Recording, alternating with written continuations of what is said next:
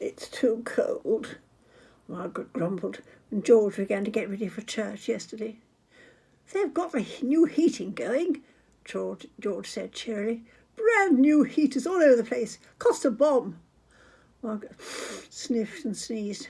I'm not sure, she said doubtfully.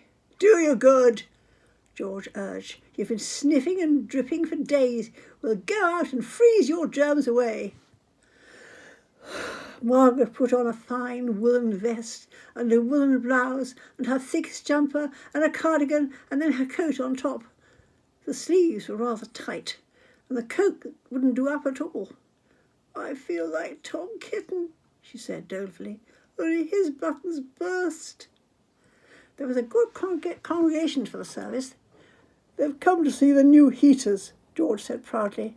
The heaters were very shiny, with many dials and buttons, and they were placed prominently around the walls. They were certainly on.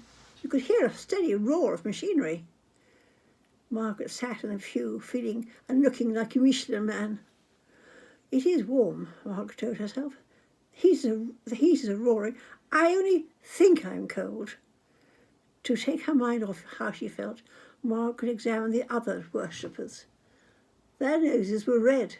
They had all kept their gloves on, and Margaret watched the woman across the aisle wrapped her scarf more tightly around her neck. George, she began, but he shushed her as the vicar climbed into the pulpit. I won't speak for long, he assured them, as it's so cold, but I just want to say a few words. Margaret ignored the sermon and turned to George. You brought me here, she hissed. You brought me here even though I have a cold and feel rotten. Look at everyone. We're all frozen. What am I to fancy heaters now? George tiptoed round the church, fiddling with machinery. The roaring increased.